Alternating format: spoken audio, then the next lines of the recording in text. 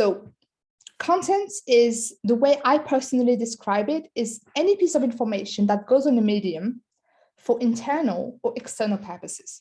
Okay, so if we look at this definition, it gives us a couple of words that are really important. So number one is information. Okay, so we have information, we have medium, we have internal, external, and we have a purpose.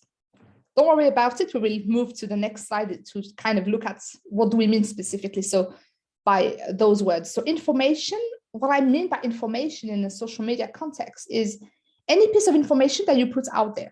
And I classify them under two categories. So you have personal information and you have technical information.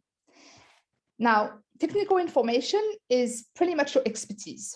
So anything that as a mediator, you would know about your profession, about your area of expertise, about your niche specifically, about everything that you've learned through experiences, all of those, anything that you can share about that would constitute technical information.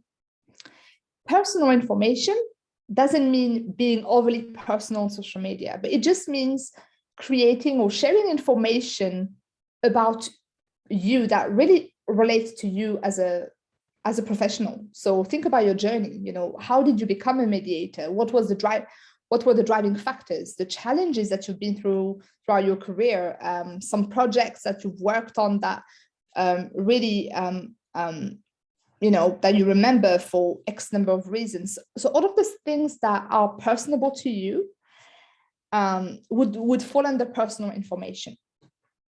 So technical information builds credibility, it builds trust, and it builds obviously confidence in your capabilities as a professional. So technical information is great when it comes to building credibility. Now, there are other mediators in the same practice area, with the same area of specialism. And what really sets you apart from anybody else in the same field, right? This is where the personal type of information comes into play, because if you are passionate about certain sport, or if you start talking about your children or your pets or anything that makes you who you are, people will resonate with you at a personal level. And that might be one of the driving factors where they will decide to work with you over anyone else that has a similar expertise. So that's the reason why I always emphasize the importance of the two when it comes to sharing information. So that's number one. By the way, if you have any questions along the way, just feel free to interrupt me. But yeah, so that's the first word. Medium. So what do I mean by medium is the information needs to sit on something. And that something can really vary depending on the type of content you want to create. And by type of content, I mean medium. So you have videos, so you can decide you're quite comfortable with videos and you might start recording videos. It can be long types of videos or short. You might decide that you're very comfortable with speaking, but you don't necessarily want to turn the camera on. That's fine. You can decide, start recording audio. You can start running your podcast, running a podcast about mediation, for example. You are a visual learner, or you really like the idea of simplifying mediation tips through visualization. So a visual type of content would work really well for you. Or you're more of a writer, right? So you like the idea of sharing your knowledge through various articles about different topics, in which case blog posts or articles would be great. So this is what I mean by medium. The third, sorry, Michael, did you have a question? I'm sorry, I caught that a little bit late, so maybe you... I did. Oh, sorry. Yeah, feel free then to let me know if there's any questions. Since you invited an interruption, no one who knows me will be surprised that I took advantage of that. We've opened Pandora's box. I wanted to ask you about your comments regarding, personal or technical information, because I struggle with this. I'm only on LinkedIn. It's the only social media I use. Yeah. And, there seems to be a quasi unwritten rule that, you should only do business related posts.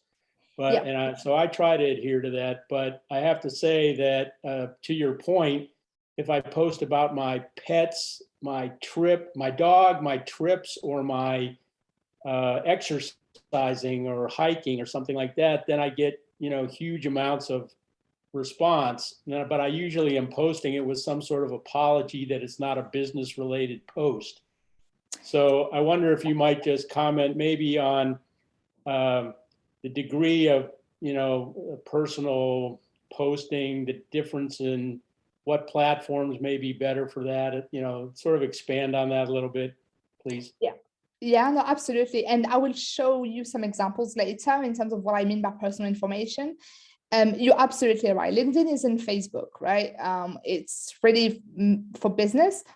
What I mean by personal information is more information that, is personal to you, that only you can really share because that's your experience, but that will still have a purpose in the business context. So typical personal information that would go well on LinkedIn, and I will show you a couple of examples later, is your journey in becoming a mediator, or mistakes that you've made as a young mediator, or if you change careers. So you were an engineer before and you've decided to become a mediator. Like, why did you make that transition? Like, that's really what I mean by personal information. This isn't to say that you can post about, dogs and children on a daily basis, but it's more, what are the things that will make you who you are, and how can you connect with your audience on a more personal level? And again, it's when you're on LinkedIn, showcasing only personal related information won't give you business. I mean, at the end of the day, you want to sell, you need to showcase your expertise. But, every now and then, adding lots of value about your expertise and what you are all about on a technical level. And, once in a while, sharing some experiences in life that really taught you something in business, or sharing things that are more personal, really makes you stand out, and really allows the audience to connect with you on a more personal level. Does that answer your question, Michael? Oh yeah, I mean, it opens up a lot of stuff, but I'll reserve. Thanks. Yeah, I had a quick one. I did have a quick one that I put in the chat, which is those stats that you were showing. I mean, they're available on LinkedIn somewhere. I didn't know that. Which step? Sorry. The data you were showing about your 400,000 views, which is now yes, it's now totally emasculated me because I was bragging on my 2,000 views. Yeah. So they are available. Yes, this is where do you get under each post. And each post you will see the performance. No, I mean the global aggregation that you presented. No, the global is a third-party app. This is so LinkedIn doesn't have this functionality for some reason, but it's I need to. Right now on top of my head, I forgot the name of it. It starts with an S. I can share it with the group, Sarah. If you want to send it to me, I'll share it with everybody. Yeah, absolutely. Yes, so this is a third-party platform where you can measure and you can generate reports. That's where it comes from.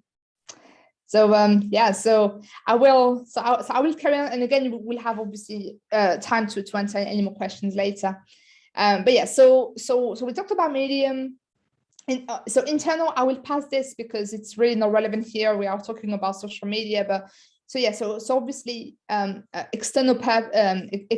What I mean by that is obviously any piece of information that is whether personal, technical, and that is either a video piece of content or audio that will go to the general public. And by that I mean social media. It can be a blog post on your website, etc.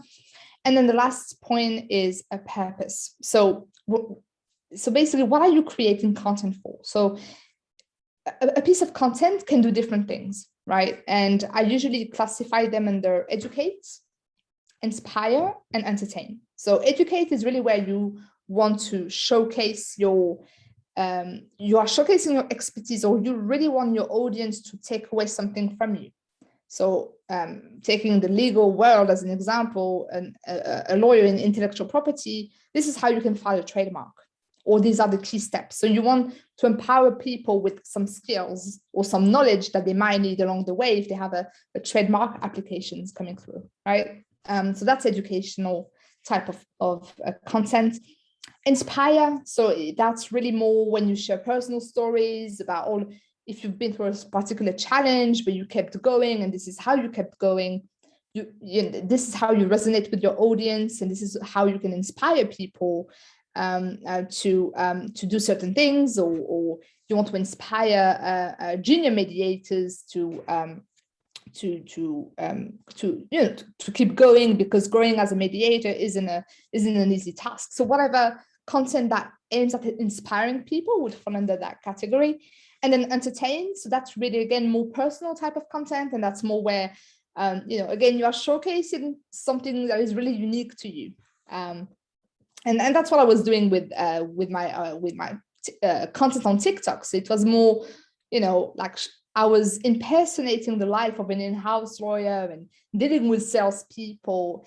And this content resonates because it makes, people it makes people laugh, and it makes people relate to you, and people can relate to what you have to say. And so, yeah, I guess if you were tomorrow to come across someone like a mediator, doing videos about, fun facts about being a mediator, you would relate to it, right? So that's another type of purpose.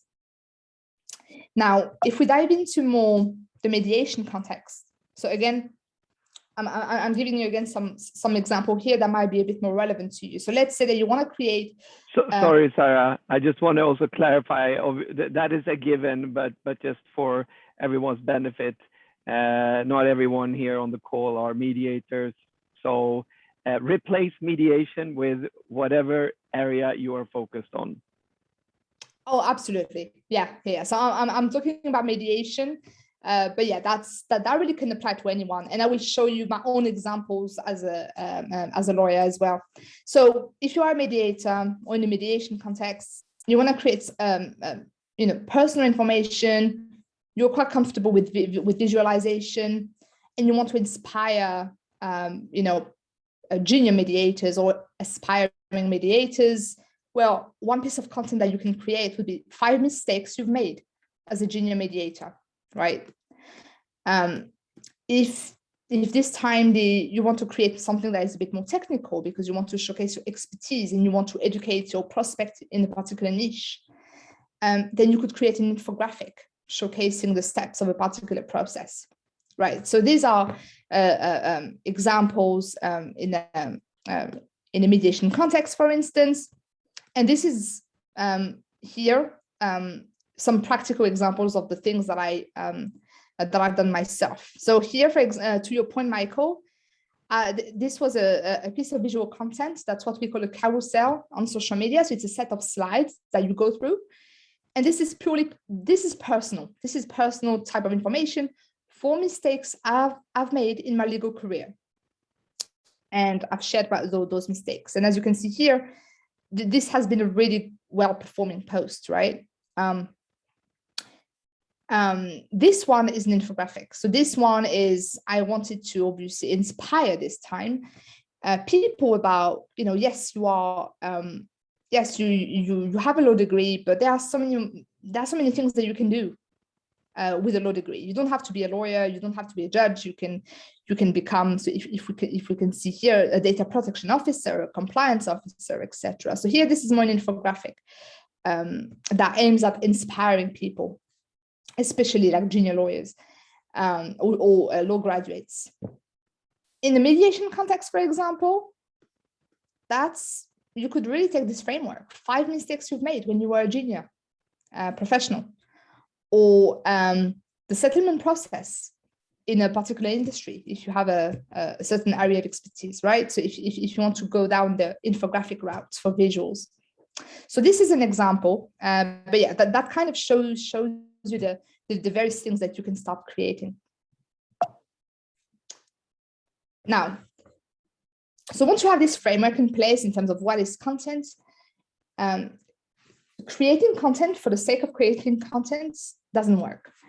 There are some things that you have to keep in mind when it comes to the actual execution of it.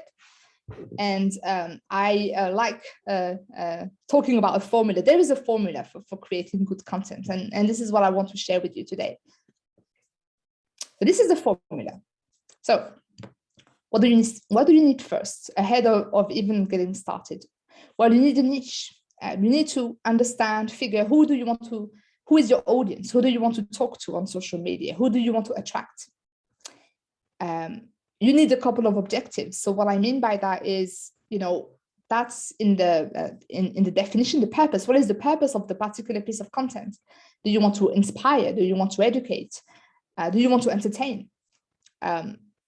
You need a medium, or one or multiple mediums. So do you want to do that by video or visuals or a podcast, for example? The channels. Will you go on Facebook because your niche lives on Facebook, or will you stay on LinkedIn because you're targeting legal professionals, for example, when they spend a lot of time on LinkedIn? So these are really the kind of logistics, the aspects. But ahead of creating content, you always have to remember that content that converts is content that is valuable. It has to be of a certain quality, in the sense that, information is commodity today. Anyone can Google anything and pretty find any type of answers to it. What is going to make you stand out when you create content is the value you add, is how you transform information that is a commodity into knowledge. How do you empower people with your expertise? That's really what makes good content. You have to be consistent. The consistency of your posting is important. You can't just post once every 6 months. It's not going to work. You won't get any results out of it. You have to be willing to share on a regular basis, especially in the beginning when you get started. You have to be experimental. Certain things will perform really well, will resonate with your audience, and your audience will start engaging and ask for more or ask questions about it. And some things won't work, right? So be prepared to experiment. You don't need to get it right. It's not an exact science. It's not, math or anything. It's, you are interacting with human beings. So, be prepared to adjust along the way. And most importantly, be patient, because when you create content online, it won't convert, in a day, right? I mean, I've been doing that for 4 years, for example. So it's you are here for the long term. So that's the formula.